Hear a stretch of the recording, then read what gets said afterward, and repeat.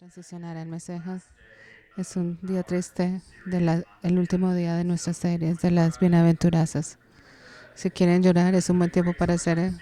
Es un buen tiempo del verano, una serie del verano, que necesitamos ser parte de estar aquí en el futuro, de lo que Jesús está construyendo.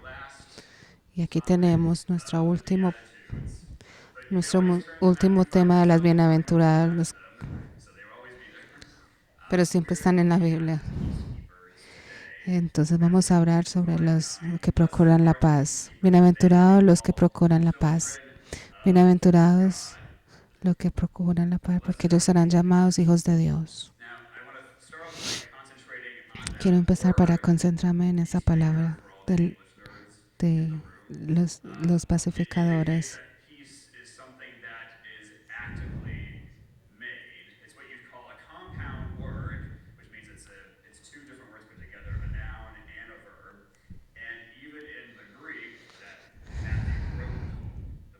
La paz no es inherente, debe ser activa y construida.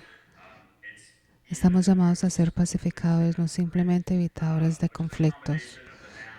No respondes al conflicto con escalada, sino con desescalada. El mal no debe ignorarse ni devolverse con el mal, sino afrontarse con amor.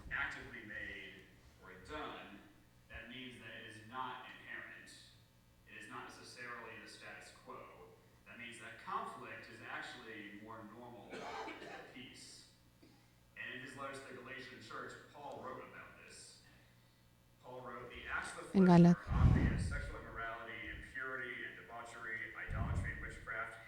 la Gálatas 5:19 Paul escribió: las obras de la carne son evidentes: inmoralidad sexual, impureza y libertinaje, idolatría y hechicería, odio, discordia, celos, arrebatos de ira, ambiciones egoístas, disensiones, facciones y envidia, borracheras, orgías y cosas semejantes. Les advierto, como ya lo hice antes, que los que practican tales cosas no heredarán el reino de Dios. Nuestra inclinación es hacia la paz. Nuestra inclinación pecaminosa es hacia complacer a nosotros mismos, hacia ser impulsivos, y muchas veces eso traduce en los sentimientos y acciones que Pablo identifica: el odio, la discordia, los celos, arrebatos de ira, ambición egoísta, adicciones, facciones, envidia. Todo esto es antitético a la paz. Quiero que pensemos: ¿cuándo fue la última vez que odié a alguien? Pensando en la discordia, ¿cuándo fue la última vez que alguien que te dije empeoró una situación, a mi familia, a mis amigos, mi trabajo, a mi escuela? ¿Cuándo fue la última vez que sentiste celos de alguien o envidia por lo que tenía? Hubo un momento reciente que sentí rabia, enojo demasiado por algo o alguien. En cuanto a la ambición egoísta, he tomado una decisión que me benefició a mí, pero perjudicó a otros. Y, y con las disensiones y facciones, ¿cuándo fue la última vez que excluí a alguien o hice sentir solo o aislado a otro? ¿O cuando elegí yo mismo aislarme porque no quise estar con alguien? Todo esto apunta a la realidad de que la paz no es inherente, debe ser activamente construida.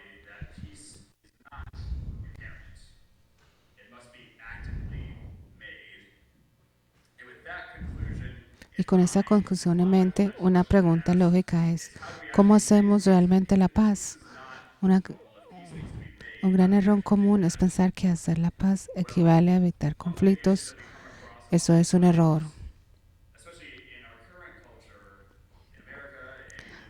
especialmente en las iglesias americanas o en nuestra cultura americana.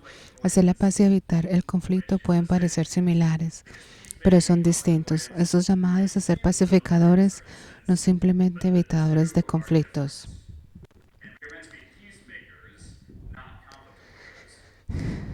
Hacer la paz significa crear paz donde no la hay. Donde existe conflicto y tensión, requiere disposición al enfrentar el conflicto, lo contrario de evitarlo.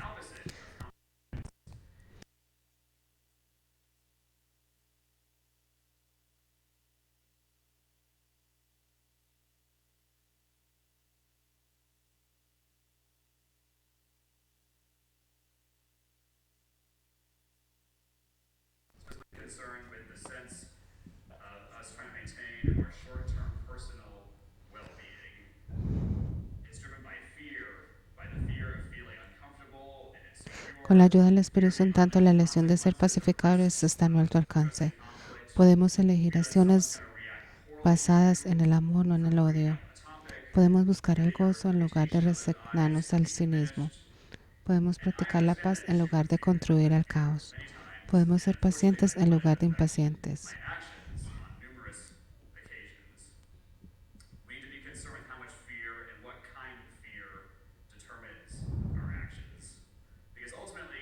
Últimamente Dios es el que no debemos,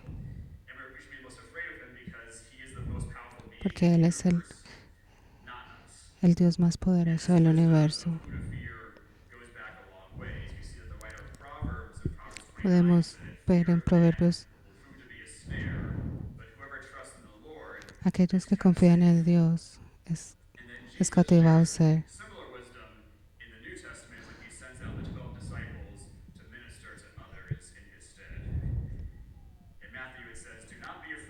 En Mateo dice, no tengas miedo.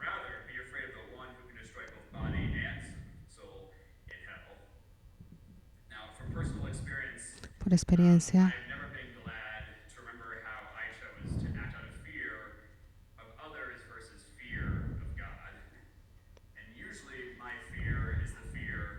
usualmente mi miedo es el miedo que alguien dice o que no quiere ser amigo, nada más, o no quiere seguir a Dios nunca más. Pero la realidad es que todas las personas que tuve diferentes conversaciones años atrás, usualmente no son amigos cercas de seguir a Dios. Lo que pienso en mi mente, usualmente en realidad. Cuando nosotros estamos evadiendo los conflictos, si no es,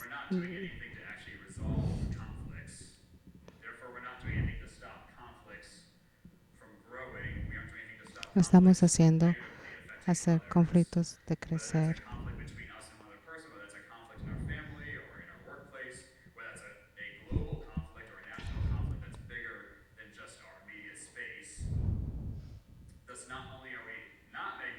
Esto no solamente hacer pi, pero ayuda a hacer los conflictos a crecer. Cuando evitamos los conflictos no estamos haciendo nada para resolverlos. Una vez más, hacer la paz donde hay conflictos requiere acción. Y si nuestra labor de hacer la paz es pasiva, entonces no estamos haciendo nada para resolver los conflictos. Desde entonces, en Mateo 16:21, dice, desde entonces Jesús comenzó a explicar a sus discípulos que debía ir a Jerusalén y sufrir muchas cosas a manos de los ancianos, de los principales, sacerdotes y de los escribas, y que debía ser muerto y resucitado al tercer día. Entonces Pedro lo llevó aparte y comenzó a reprenderlo. Nunca, Señor, eso nunca te sucederá. Pero Jesús se volvió y le dijo a Pedro, apártate de mí, Satanás, eres un obstáculo para mí, no tienes en mente las cosas de Dios, sino las de los hombres. Luego Jesús dijo a sus discípulos, si alguien quiere ser mi discípulo, debe negarse a sí mismo, tomar su cruz y seguirme, porque el que quiere salvar su vida la perderá, pero el que pierde su vida por causa de mí la encontrará. Jesús les está diciendo a sus discípulos lo que va a sucederle. Y a Pedro no le gusta escuchar que Jesús va a morir. Así que representa esa idea. Y es aquí donde Jesús dice, apártate de mí, Satanás. Cuando Pedro lo tienta con la idea de preservarse a sí mismo en lugar de sacrificarse, Jesús continúa diciendo que la autopreservación no es una preocupación de Dios, sino humana y de hecho un requisito para seguir a Jesús. Es la negación de uno mismo. Quien quiera seguirlo debe negarse a sí mismo. Así que volviendo al tema de hacer la paz y la evasión de conflictos, debemos darnos cuenta de que la autopreservación y el traspaso del sufrimiento de nosotros hacia otros no son decisiones piadosas. ¿Cómo hacemos realmente la paz en medio de la tensión, en medio del conflicto, en medio de nuestra quebrantada condición? Jesús en realidad habla de cómo hacerlo.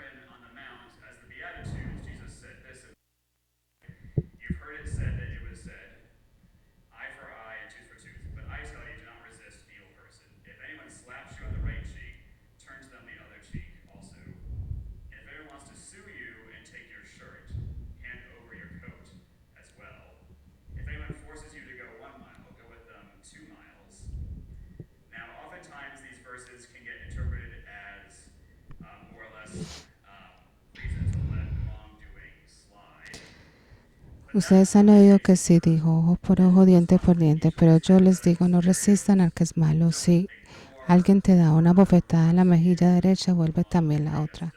Y si alguien quiere ponerte pleito para quitarte la túnica, déjale también la capa. Y si alguien te obliga a llevarle la carga por una milla, llévase por los dos. Muchas veces estos versículos se interpretan como una razón para dejar pasar la maldad. Pero no es así. Las respuestas de Jesús en cada uno de estos escenarios hipotéticos no ignoran, ni afirman, ni excusan la injusticia cometida. Jesús recomienda una respuesta, pero esa respuesta no es responder con lo mismo. No de vuelta por mal por mal, no busca venganza.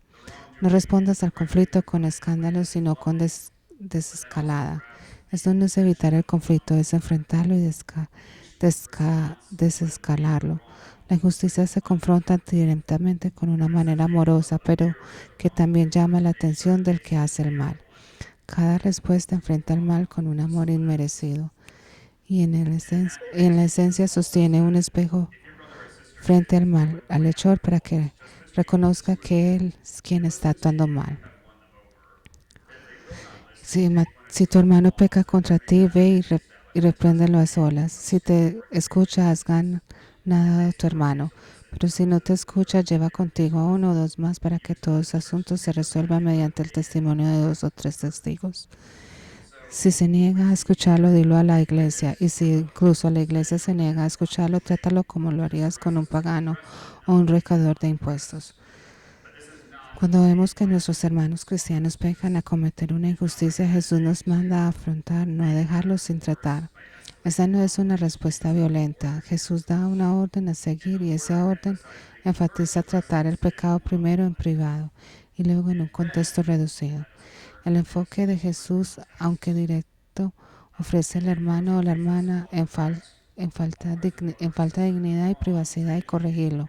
Y solo recomienda hacerlo público cuando hay una negativa repetida a recibir corrección. El punto es corregir, no insultar ni avergonzar.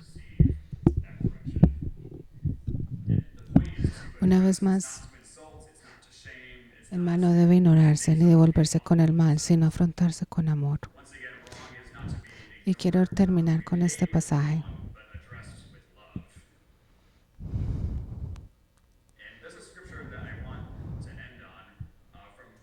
En Galatas 5, 22, 26.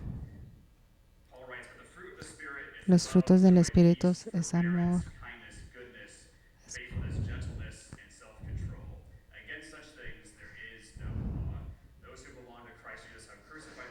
En cambio, el fruto del Espíritu es amor, alegría, paz, paciencia, amabilidad, bondad, fidelidad, mansedumbre y dominio propio.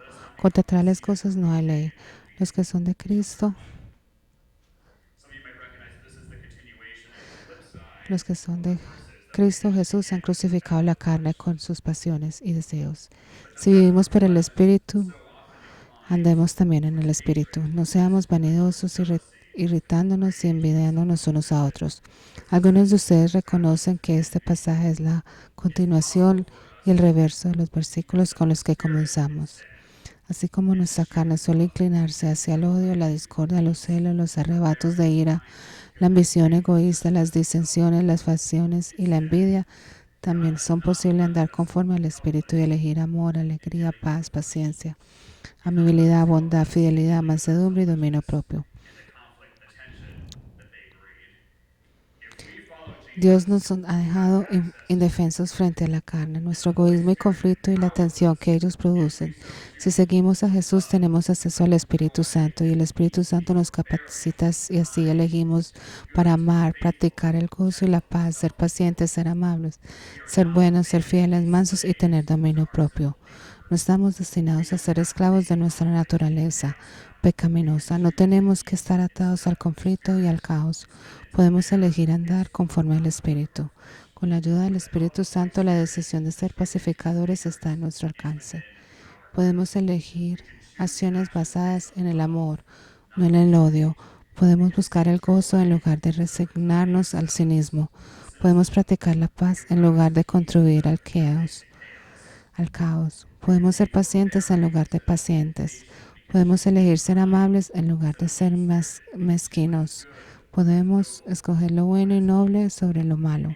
Podemos ser fieles en lugar de engañarnos o inconstantes. Podemos elegir más la mansedumbre en lugar de la hostilidad. Podemos elegir el dominio propio sobre nuestros impulsos. Podemos ser pacificadores. El Espíritu nos da ese poder. Podemos ser dominadores de conflictos. Podemos escoger los frutos del Espíritu Santo en vez de... Y vamos a orar. Jesús Dios, yo oro por esta congregación. Yo oro para que cada persona tenga enfrente conflictos en algo saludable, que no hayan conflictos, que lo evite porque no queremos lidiar con eso. Aquellos que atan en la carne, que ellos atan mejor, impulsivos y estar enojados y egoístas. Poner nuestro lado lo egoísta y los temores. Cuando vemos lo equivocado que está pasando, podemos ver gente alrededor y no adiciones, gas al fuego. Permite, Señor, que aquellos que se enojan, tú les des paz y que sean creadores de paz donde está ausente la paz, para que ellos puedan enfrentar y escoger y enfrentarse con tu espíritu.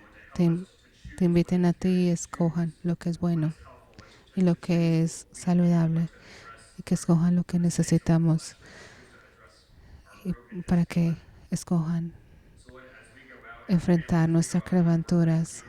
Ayúdanos, Señor, en nuestro trabajo, en nuestras escuelas, cuando hablamos a la gente aquí en este cuerpo, en esta iglesia. ¿Cómo podemos ser un ángel de paz, un agente de paz, de un agente de resolución de conflictos en el espíritu y no en mi carne? ¿Cuándo podemos estar en el mundo y estar mejor en el mundo y no estar peor? ¿Cómo puedo ser paz, creadores de paz que la gente habló, a los que Jesús habló? Y alguien puede decir cómo eso es posible. No ser esclavo de tus emociones y todos tus impulsos. Yo oro, Señor, a aquellos que están aquí.